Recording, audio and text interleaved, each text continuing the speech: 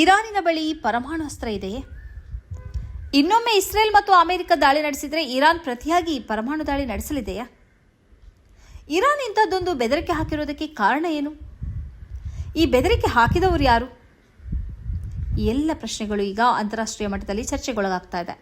ಇರಾನಿನ ಸಂಸತ್ ಸದಸ್ಯ ಇಬ್ರಾಹಿಂ ರಜಾಯಿ ಅವರು ಈ ಬಗ್ಗೆ ಅಚ್ಚರಿಯ ಹೇಳಿಕೆಯನ್ನು ನೀಡಿದ್ದಾರೆ. ಇವರು ನ್ಯಾಷನಲ್ ಸೆಕ್ಯೂರಿಟಿ ಕಮಿಷನ್ನಲ್ಲಿ ಮುಖ್ಯ ಪಾತ್ರವನ್ನು ವಹಿಸಿದ್ದಾರೆ.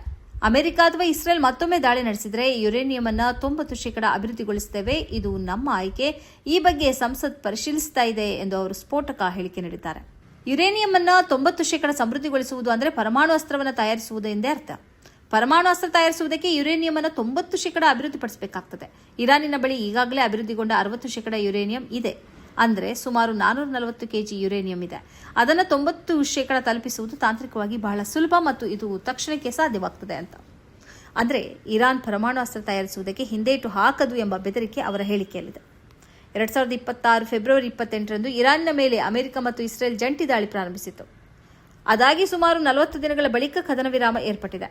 ಹಲವು ಸುತ್ತಿನ ಮಾತುಕತೆಗಳು ನಡೆದಿವೆ. ಹಾರ್ಮುಜ್ ಜಲಸಂಧಿಯ ನಿಯಂತ್ರಣವನ್ನು ಬಿಟ್ಟುಕೊಡಲು ಇರಾನ್ ಒಪ್ಪುತ್ತಿಲ್ಲ.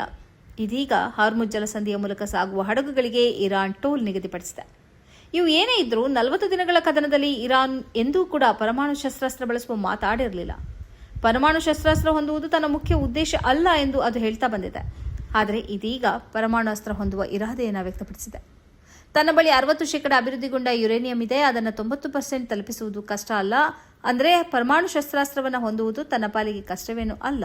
ಆದ್ದರಿಂದ ಮತ್ತೆ ದಾಳಿ ಪ್ರಾರಂಭಿಸಿದರೆ ಪರಮಾಣು ಅಸ್ತ್ರವನ್ನು ಬಳಸುವುದು ತನ್ನ ಆಯ್ಕೆ ಎಂದು ಇರಾನ್ ಸಂಸತ್ ಸದಸ್ಯರು ಹೇಳಿದ್ದಾರೆ. ಒಂದು ವೇಳೆ ಇದು ವಾಸ್ತವವಾಗಿ ಬಿಟ್ಟರೆ ಇಸ್ರೇಲ್ ಮತ್ತು ಪಶ್ಚಿಮ ಏಷ್ಯಾದ ಚಿತ್ರಣವೇ ಬದಲಾಗಬಹುದು. ಮಾರಣ ಹೋಮ ನಡೆಯಬಹುದು. ಕೋಟ್ಯಾಂತರ ಜನರ ಸಾವು ನೋವು ಸಂಭವಿಸಬಹುದು.